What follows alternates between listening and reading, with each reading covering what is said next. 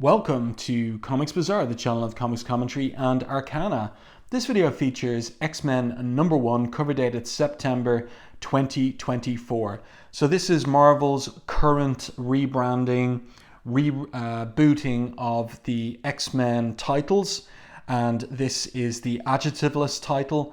For me, it is a version of the old Blue Team because members of this particular group include Cyclops, Psylocke, Beast, and almost Wolverine, but you'll see inside this issue what happens to him. The Blue Team members missing would be, of course, Rogue and Gambit. And instead of those, we have Juggernaut here, we have Quentin Quire, we've got Magic over here, and I don't know who this is. And this looks to me like some version of Caliban or a Morlock, hard to know. And really, what's going on here is it is not a hard reboot. It does follow on from the Krakoan era and continuity, but time has passed and there have been some changes. And so the reader, when they open up this issue, 30 pages of story, is thrown in a little in medias res and trying to figure out who the characters are and what's going on and what the new situation might be. The title for the event of the relaunch of the X titles is From the Ashes, which is a redolent phrase from X-Men comics of the past, most particularly the title of the collection of the Paul Smith era of X-Men comics going all the way back to 1983, and Mastermind's manipulation of a variety of characters, including Mariko Yashida, and the whole tease as to whether Madeline Pryor might be Phoenix reborn from the ashes. So the cover here is by Ryan Stegman, and it is inked by J.P. Meyer and colored by Marte Gracia. So it gives you a good look at the team. It is a reasonably acceptable cover. The upshot of the characters is nice enough. Ryan Stegman's style, I first became familiar with that artist when he was working on Spider-Man and Superior Spider-Man, that era of the title in which Doc Ock took over Peter Parker's body. And I liked Stegman's style at the time. Seems to be, to me, a combination of influences from Arthur Adams to Joe Madureira to even Todd McFarlane, most particularly when he was working on Spider-Man. And the question is that a style that suits the X-Men? Well, one thing I'll say before continuing any further is this is very obviously an attempt by Marvel to connect with a new readership again. For me, as a 14-year-old back in 1991, the very first second X-Men title, Adjectiveless X-Men, the Chris Claremont and Jim Lee title, that issue sold me on the X-Men and made me into a dedicated buyer of Marvel Comics from that point on. And obviously they're trying to connect with a similar aged audience once again, a fresh audience. And this really is the X-Men reconfigured for teenagers of today, hoping to connect with that readership, whether it's in print or more likely online in digital edition format. Okay, so let's open this one up. Oh, by the way, one last thing to note is the legacy number. So that's something that Marvel sometimes highlights, is what the number of the title would be if the original volume of the title had continued printing. But it doesn't make sense that this is issue 301 of Adjectiveless X-Men, at least to me, because is it excluding when Adjectiveless X-Men became New X-Men under Grant Morrison? Is it excluding when the title changed to X-Men Legacy? I am not 100% sure on that, and maybe somebody will explain it to me in the comments to this video, how this is Legacy issue 301 of the title.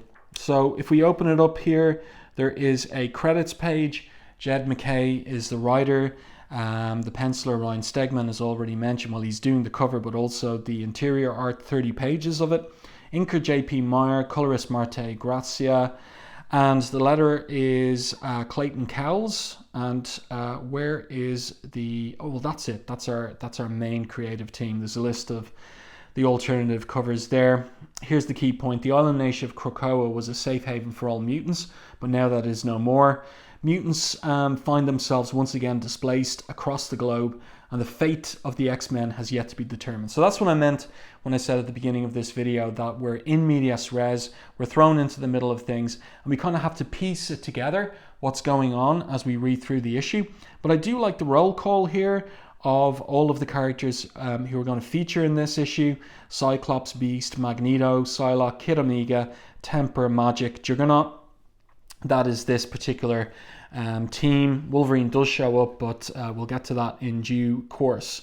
So you can see, I mean, like, compared to Adjectiveless X-Men #1 back in 1991, really what stands out here is the digital coloring. This is glossy stock paper. This is an expensive comic. It's $6, €6. I don't know what it would be in sterling, but it's expensive. But it's a meaty read enough.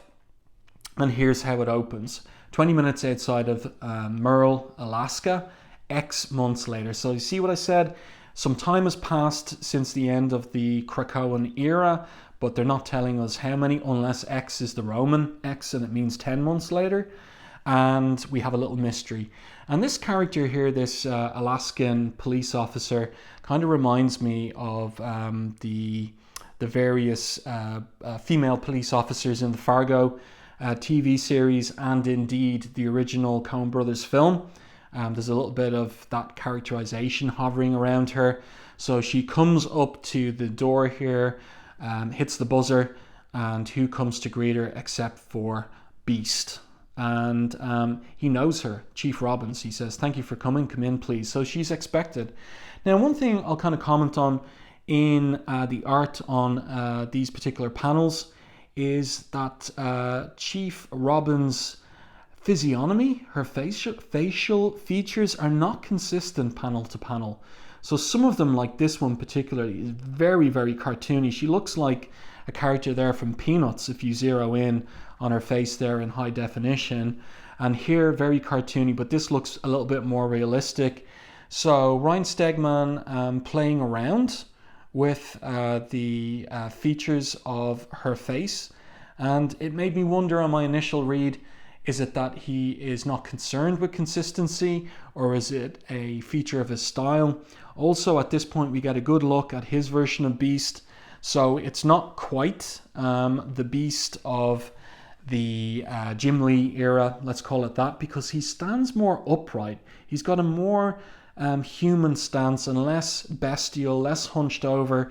He's not like bounding around, and I don't know what to make of that. You know what I'll just say is I prefer the 1980s, 1990s era Beast and his bestial way of leaping and moving around, but there could be character reasons for why Hank McCoy is standing upright in this particular issue. So it seems like the Chief was invited to the X-Men's current base there by Cyclops as the commander of the X-Men. Scott has had to take the team into the field, though. That's why he's not there to meet her. Sounds dangerous, she says. And here we go. So we're getting into the story at this point, and the location is Santo Marco.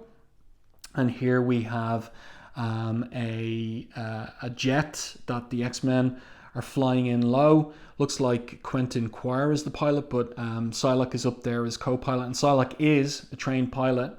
And maybe he's taken over the stick while she is concentrating on her psychic assault there, or maybe she's reconnoitering psychically. So Quentin Quire is a character introduced in Grant Morrison's New X-Men. He died in that run, but this character seems to be in continuity with that character. At the end of Morrison's New X-Men in Here Comes Tomorrow, set in the 150 years in the future, Quentin Quire was revealed to be a Phoenix type character in the Grant Morrison script called The White Room. at the end of Morrison's run. So I don't know how Quentin Quire is alive again and in the present day continuity, but there are some references here, as in Cyclops dialogue. Please, Quentin, you've died more times than any other mutant. You should be used to this. So I don't know what that is a reference to, but clearly he's died and come back a number of times. So maybe that is something to do with his future as a creature bonded with the Phoenix Force. That could be the reason for his rebirths. I'm just speculating here. In any case, now we get, and by the way, the layout here is interesting. This kind of like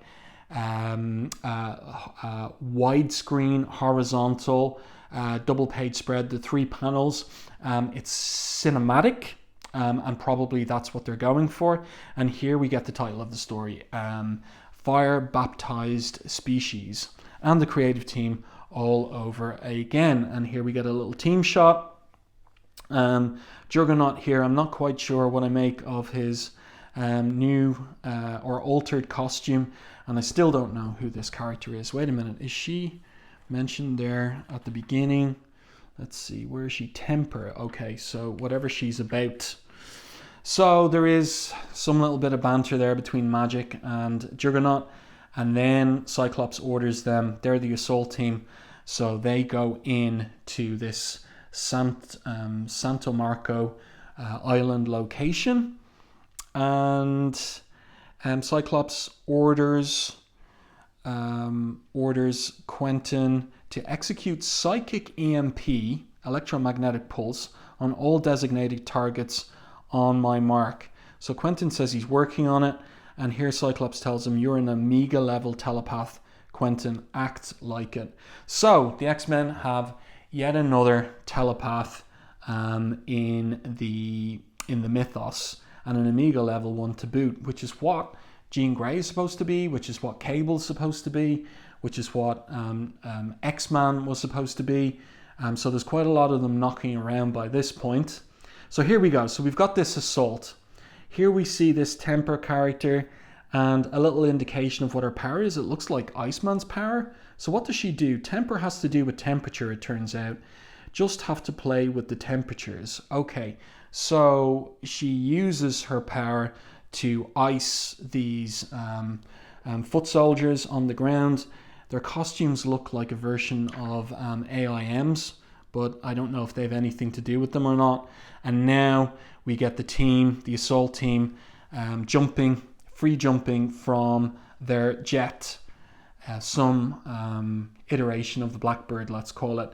And down on the ground, Juggernaut is doing what he does. He is creating mayhem and smashing through those soldiers and all of their defenses. So that's rather dynamic. It's quite good. Psylocke doesn't get to say anything for herself there. Cyclops simply says, let's get our people, X-Men. So who are they after? Let's continue. The scene switches back to the base that they're using, and Beast is continuing to show Chief Robin's around. They're growing crops there. Yes, tomatoes, peppers, cucumbers, even potatoes. Says Beast, the factory affords us a great deal of space for our endeavours, and one of our number has discovered a talent for the agricultural sciences. And this is this character. He's another guy from the Grant Morrison run. And he catches Robbins by surprise. You're doing it again, says Beast. I know, I'm sorry, because she was surprised when she saw Beast. So she has these reactions to the mutants that have strange appearances. And Beast takes the opportunity to give her a little speech where he says, we were all of us born different, Chief Robbins, born mutants, but regardless of our powers or our forms, we are people. People who wish to live, to thrive, to grow in the world, not unlike our garden here in the face of the Alaskan cold. So this sounds like getting back to Professor X's original dream. So Chief Robbins is there wondering about fresh produce, and then she gets to what the kind of the perspective or the message that she wanted to deliver, probably talk about with Cyclops. There's a lot of talk in town about what the X-Men are doing in the factory, Dr. McCoy. You've got to understand there are some hard feelings. A lot of people made their livelihoods here before the plant shut down. And Beast replies, yes, a sentiment that we're not unaware of. And she continues and says, it's not that we're not grateful for what you and your people did for the town. We are. It's just that times have been hard since the manufacturing stopped and the jobs went away. And Beast says, I suppose so. But I must say, Chief Robbins, manufacturing is a bit of disingenuous wordplay, is it not? This is where your people built Sentinels. So that's the plant or factory that the X-Men have taken over now. And you can see all of these parts of Sentinels here. This is a pretty cool scene here. That's a nicely played moment in the script. And then our scene switches to, well, we'd have to infer Santo Marco and somebody speaking. I know that sound. That's the X-Men. They're coming from me. And it looks like it is Wolverine. And it's a callback to the cover of Uncanny X-Men 251 and the interior of that issue where Wolverine was crucified and where he was tortured by Donald Pearson, the Reavers. And whoever these guys are, I think they're called the Fourth School, are cutting him up and taking body parts and organs out of him. So you can see there, it looks like they've taken kidneys from him. They've taken some of his intestines out as well. They're gutting him. Of course, his healing factor would be growing those organs back again. And so these guys are saying, shut up. There's no way they could know you're here. We scanned you for transponders and you're not psychic. And Wolverine responds, I don't gotta be psychic, but Jean Grey, Emma Frost, Quentin Quire, Celeste, Esme, Mindy, Phoebe, and Sophie Cuckoo. I've been thinking pretty loud, Bob. That's a pretty good piece of dialogue there, but it also shows just how many telepaths there are now in the X universe, where once upon a time there was only Professor X, and then latterly Jean Grey when he unlocked her telepathic powers, and it's just been multiplying ever since then. And Logan says, and it sounds like one of them had their ears on, so they're psionic ears. So outside we've got Psylocke and Quentin Quire taking out these foot soldiers. Juggernaut's made that big hole in the wall. Quire is using his powers against the soldiers, and Psylocke is heading in, and she's going for Logan. She says, we'll rendezvous when you find our new mutants. And someone please catch Quire up.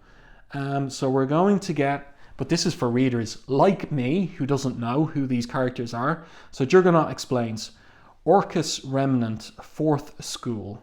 After the AI betrayed the human parts of Orcus, Fourth School spread like crazy through what was left. A mishmash of Orcus science propaganda and half-baked John Sublime U-Men memes.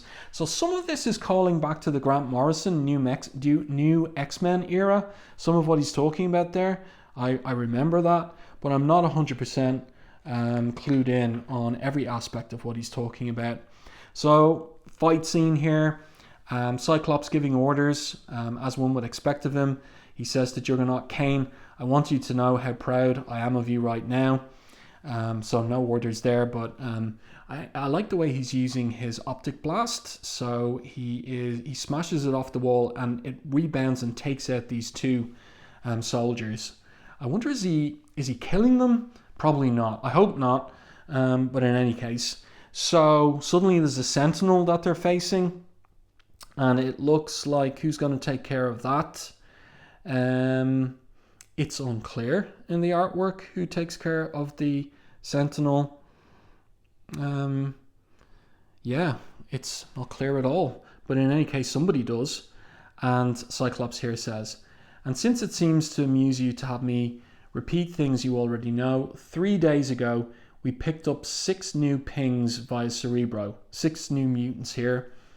Wolverine was in the area and I asked him to investigate, and then we received his psychic distress call, and now we're getting them all back. Okay, so now we're all caught up in terms of what's going on here, and look who it is who took care of the Sentinel. It was Magic there in the background with her massive soul sword. I'm assuming it's the soul sword. I don't know what I make of Cyclops' visor. I think I prefer visors in the past. The kind of like the hard edges and corners of this visor, a little bit off-putting for me, but however, then we're back at the X-Men's base, that factory that they've taken over, Sentinel Processing Factory. I like the little joke of the picture on the wall, maybe a little what you call them again, like tapestry, Home Sweet Home. And so this debate is continuing between Chief Robbins and Beast. And he says, the town of Merle and the X-Men are neighbours to her. You're trying to keep the peace. So he's making tea for her. Both, please, she says to Milk and Sugar. She's got a sweet tooth, he says. As do I. Had I known you were coming, I'd have made my famous babka. You'll have to come by the diner in town sometime soon, then, she says. They do a cherry pie that'll stop you in your tracks. And he says it's a date, so is there some kind of romance brewing here between these two? Unlikely romance, I would say. In any case, she continues with her point about them growing food. Why here? Why Alaska? Because you seem like a smart guy, Dr. McCoy. This isn't the easiest place in the world to grow food and travel from. So he continues and says, our agricultural endeavours are just one project that we're pursuing, but the long and the short of it, Chief Robbins, is that we're trying to build a life in a place that is that was good for nothing but death. Sentinels built here had a hand in the burning of Mycenes. I don't know what that's a reference to. We had an Eden, Chief Robbins, Beast says, one that was taken from us, and so now we must find our place in the world all over again. And ever have refugees had to settle for the broken and unwanted places of the earth. And so that kind of takes her aback, and she says she's sorry she hadn't thought of it that way. This factory must be a far cry from Krakoa. And he says, and he's looking off to the side, I wouldn't know. And she asks, excuse me? And he says, I'm afraid it's terribly complicated. Too complicated for the early moments of what I hope is a new friendship at any rate. I'll leave it at for my sins. And again, I have no idea what that's a reference to. Some aspect of the Krakoan storyline and something to do with Beast never having been invited to Krakoa, but I've no idea why or what any of that's about. And then the scene goes back to Santo Marco, and of course they're endeavoring to rescue Logan. Psylocke shows up. She takes care of one of those fourth school guys. And then Temper arrives and Choir. And, oh yeah, are they arriving, or are they just dealing with more Sentinels on the island or in the facility? And what is she saying to him? She's saying, I didn't see my ex-boyfriend come to my rescue when they threw me into the pit on Krakoa. And he's kind of apologetic there, or rather stumbling around. And she says, no, you were off doing war crimes with X-Force.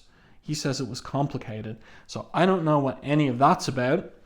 And as they're distracted by their bickering, this massive Sentinel hand is about to crush them, but Juggernaut gets in the way just in time. And let's see, where else are things going? So at that point, Cyclops and Magic arrive. And Cyclops says to Temper regarding Choir, he's right. Is it Edie? I did fail you, but you're right too. That's why I asked you to be on this team. And so there's something implied there about Scott making amends for what he sees maybe were mistakes made in the past. I get that much from it. And here's the Sentinel with its head destroyed. Looks like they've run out of robots and run out of guys. Outstanding, Juggernaut, says Cyclops. We need to find our mutants and meet up with your old pal Logan. So here's Wolverine. And Wolverine says to Cyclops, good to see you, Slim, and the rest of you sorry muties. Give me a second, my healing factor's still knitting me back together. So Choir gets a psychic alert from the Marauder. So that must be the name they're giving their jet. Bombers inbound. So Cyclops puts together that it's local military. Scan for the new mutants, Quentin. And he says he's trying. There are no kids here, but the X gene activates at puberty. Well, we all know that. So what's going on? And all my telepathy's picking up are adults. Now, this is a pretty cool page, but also it's quite murky with the art, with the coloring, the computer coloring. It works better with the naked eye. I don't know how it's working on screen, but that is one of these consistent problems with modern computer coloring. Sometimes it's just too murky. It reproduces too darkly on the printed page than probably what it looks like on the computer screen. So there's a mystery there for the X-Men. Outside, this is intriguing. Again, it's back at the base. Another callback to the Grant Morrison era with Zorn. And Zorn is wearing the X-Men uniform from the Grant Morrison era, but I've no idea how is he alive again, because wasn't Zorn revealed to be Magneto in disguise? So there's a real Zorn. Anyway, he's introduced to Chief Robbins and he says, I must commend you. You are taking my unique appearance better than most. And he says, I wouldn't want you to think that we heteromorphic types are restricted to the factory, of course. Beast says that to her, but Zorn's power is to heal, and my true strength was never my mutant abilities, formidable as they might be. He's talking about his brains, Beast. But that's an interesting term there, heteromorphic, so it means like not the same shape. So any mutants that don't have a regular human shape. And the Slime Kid, Glob, his powers are useless. We are free to pursue our interests while our more martial brethren act in a more kinetic direction. Says Beast, the X-Men are not hiding, are monsters, whatever you may think. And then somebody off panel asks, are you quite certain about that, Henry? And who is this going to turn out to be, except for Magneto? Now, why is Magneto in a hover chair like Metron? And why is he wearing a suit and a polo neck? I do not know. But that's his style choice. Also, they're calling him Max at this point as well. Don't know what that's about. And he says, but then, perhaps our greatest monsters appear not so different from the humans. So Beast greets him, tells Magneto what he was doing, showing the chief of police their operation. Magneto sees her going for a gun. Why is that, do you think, he asked Beast? Because you were scaring her, Max, as was your intent. If I didn't know better, I would say that provocation was your mutant gift. So we get a bit of dialogue here between the different characters. Magneto says about his past, it was fear of me that honed Scott into a leader, that made Jean strong enough to wield cosmic power, gave Warren the strength to survive Apocalypse, gave Robert the strength to discover his Omega potential. Charles gave you steel, but I tempered it. I understand metal very well, Hank, and I understand metal. I was what you needed me to be. So that's a nice callback to the original history of the X-Men, all the way back to 1963, and Stan Lee and Jack Kirby's X-Men and that version of Magneto. But the Chief asks the question, and what do they need you to be now? So what kind of reconfiguration of Magneto is there going to be on this particular book and for this particular team? He says, now I am the dragon. Henry has a soft touch, he always has. He makes you tea. He shows you Herman's gardens, Zorn's healing. He puts you at ease. He wants you to go and tell all the other humans that we are friendly, that they have nothing to fear. I am here so that you can tell them my side. I am Magneto. I've never been friendly, and I am to be feared. These are my children of the atom, and they will be allowed to thrive. So that's interesting that you're going to have this dialectic, Magneto involved with the X-Men, and he's going to bring that more aggressive dimension to the mutants making their home there in the former Sentinel processing base. Here you've got editorial regarding all the different new X titles. And this is interesting here. Where did you first encounter the X-Men? So Jed McKay, who's the writer of this issue, says, it would have been early issues of Uncanny from my dad's comics, Avengers vs. X-Men and Professor X vs. Lucifer in number 9. Magneto's slasher movie sneak attack in 17 to 18, Mimic turning up in 19, just wonderful stuff. And that's, the explanation of the callback to the Jack Kirby and Stan Lee era. Very, very interesting. And Stegman, what does he say? Not as impressive. I bought an issue of X-Men off the rack at 7-Eleven. I can't remember the issue, but I carried it around like it was my most prized possession for weeks. It was also my first comic book. To this day, I wish I could find that issue. That's bizarre. I mean, most people, if they had a story like that, would be able to remember the issue or something about it. Like, who was in it? Who was the artist? So I don't know about this. It's a bit bizarre. And then the others there have their little stories. Nothing as good as Jed McKay's, to be honest. Back to the story here. Cyclops is alert to some of these Fort School guys. He calls the attention of the psychics on his assault team. That's Quentin, Quire, and Psylocke, and asks them, what are we looking at? What's going on? So Psylocke says, Cerebro Psy signatures match. They're the mutants, the ones we came here for. And Logan says, impossible, 6 X genes activating all at once in adults. So what is going on? Who activates as an adult? Us, Juggernaut. We do, X-Man. The game's changed. So there is some kind of mystery here. So the fighting is continuing. So these Fort School soldiers have mutant powers, whatever they are. It's unclear what they are here, but they're able to get a little bit of, them able to make some leeway against the X-Men here. Cyclops saying that they don't need to fight. The Fort School guy saying, I think we do. Temper, I don't think they're listening, Cyclops. And Magic here with her. Yeah, this goes back to Claremont's characterization of Magic, like her darker side. Too late, she says, I'm out of patience. And she cuts... She cuts this Fort School guy's arm off, it seems. And I don't know what's going on here with somebody's leg as well. That, I don't know what's happening there. Is it that she put somebody through a portal, maybe? Something like that. It's just a little bit unclear.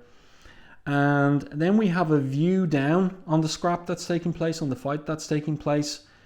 And someone saying, this Fort School cell was a paper tiger, but we looked out on the genetic material they had to offer. Look at them, baby. 6 viables. 3K hasn't had such a string of success since we began the great work. And that looks like the back of the head of a male character, and this the back of the head of a female character. Looks like it. Who knows if it is? And she says, if it is a she, can they defeat the X-Men? Oh wait, Mother. Okay, so I don't know what's going on there. And Temper then, if you don't settle down, I'll boil you. Okay, so that's her control over different temperatures.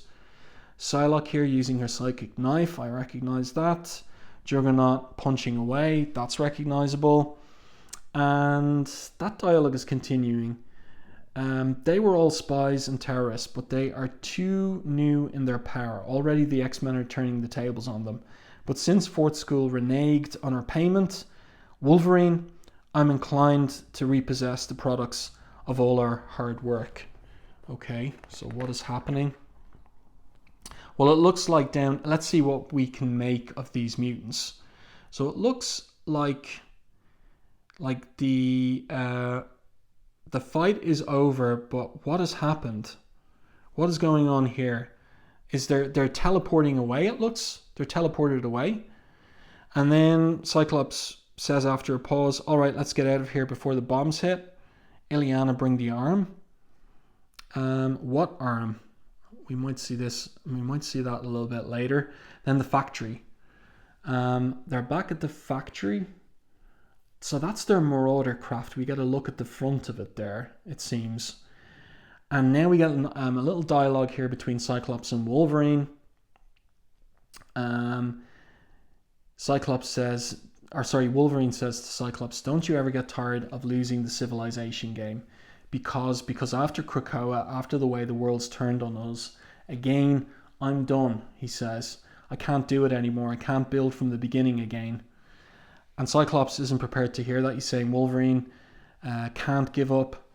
And Wolverine replies quietly, I ain't giving up, or maybe I am. Maybe I'm giving up the parts that don't work. Maybe I never should have left the woods. That life I understood.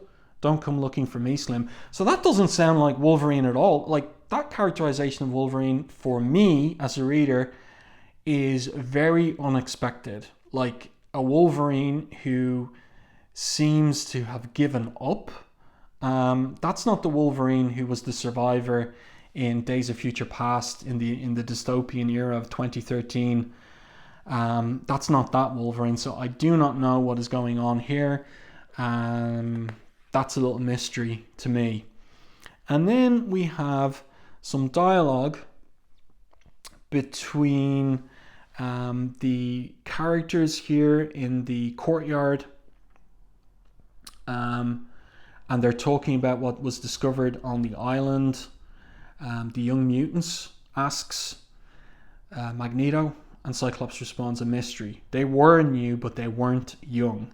Here, Hank, that belonged to one who looked like they had a pet black hole. Okay, yeah, so that's a callback to Illyana chopping off the guy's arm and what his power was, but we had no other explanation as to what was going on there. Take a look at that and tell me how 6 adult Orcus fourth school agents manifested active X genes at the same time. Then Quentin Quire arrives with his cheekiness, and this is a funny moment. He says, what up, Professor M, to Magneto. Magneto says, tell me he will die on a mission soon. I laughed at that when I read it the first time. That is good, because I do want this guy to die on a mission soon, like Thunderbird.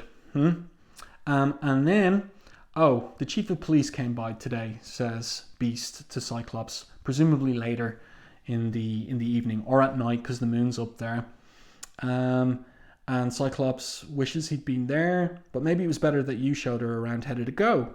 And Beast says, I did an extraordinary job of putting her at ease, and then Max went and did what he does. How'd you handle it? He says, I did my best. All told, I think she left mostly favorably inclined to us. So Cyclops says, good, we'll need her. We're vulnerable here until we normalize relations with the town.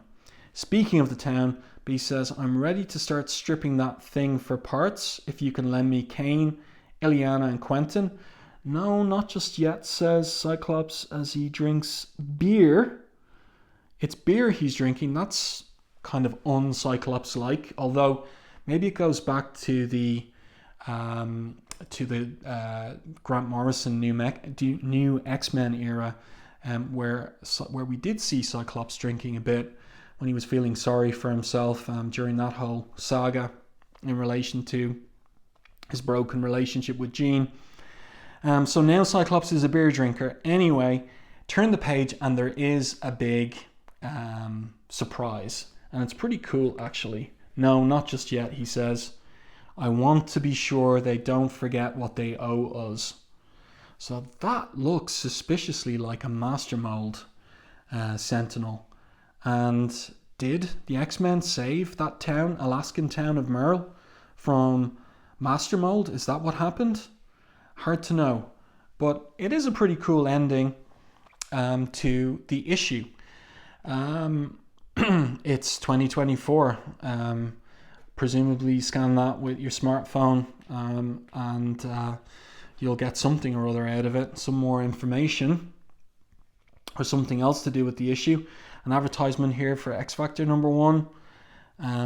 Looks interesting in terms of the team members. So Feral is on the team. That looks like Havoc. Who else is there? Cargill, maybe? Is that supposed to be? I'm just blanking on the name. Pyro. Angel, of course. Curious. And then there is a little note here at the end from Jed McKay regarding what he's up to here in terms of his program for this new title, where he says some mutants have, like after the Krakoan era, some mutants have reintegrated back into the human world. X-Men isn't about those mutants. Ours are the ones who won't go back. Former mutant terrorists, villains and assassins. Our misfit X-Men have built a home and a base from the ruins of the previous age. Let the world hate and fear the X-Men. If the world has a problem, the world knows where to find them. A home built on the bones of shattered sentinels marked with an X. So that's kind of like the key paragraph there. Home sweet home, eh? So kind of ironic. And there's a preview of the cover for the next issue. And the blurb: the X-Men fly to the rescue of a mutant in crisis in San Francisco. The problem: alien invaders seem to have a similar idea. 6 X-Men versus an invading alien fleet. Sounds about right. So there you go. That is my review and commentary on issue number 1. I decided to go through the whole issue because I doubt Marvel would have a problem with it, because really it's advertisement for the title in many ways. But I'm going to give you my estimation of it, and my estimation is it's not too bad. I'd give it, I don't know, like 6.5 out of 10, something like that. But really my issue with the comic is down to my age and the fact, like I said at the beginning of this video, that my X-Men came to me at the right time. When I was 14 in 1991, that was the perfect time for me to get into the comic, get into the characters. I had all of the Chris Claremont, 16 years of Chris Claremont back issues to dive into. I had about 5 more years on the title that I was engaged right up to around the Onslaught era. Particularly, or rather, I think the jumping off point for me actually was, because I continued buying it and reading it, at least perfunctorily, was Grant Morrison's new X-Men, because that change really felt seismic at the time. And that was another, and Morrison was very programmatic about it. He was trying to repurpose and reconfigure and make the X-Men relevant again for a younger readership, and that's what's going on here with this particular comic. So my 6.5 out of 10 reflects the fact that I'm not the model, I'm not the intended reader for this particular comic. If I want to read the kind of X-Men comics that I like, I can go back to the back issues I have in my collection. I can read Chris Claremont's comics that are coming out, Wolverine Deep Cut, for example, that kind of thing. So I hope that this comic and the other ones find a new readership. You know, it's really important for the comics industry. It's really important for comics as a medium that they do. So that's where I will conclude my review and commentary. You let me know what you think of this in the comment section to the video. I'd be most curious to hear your thoughts. If you enjoyed my review and commentary, please like the video on YouTube. It really does help the channel. If you haven't done so already, subscribe to the channel and stay tuned for more content like this.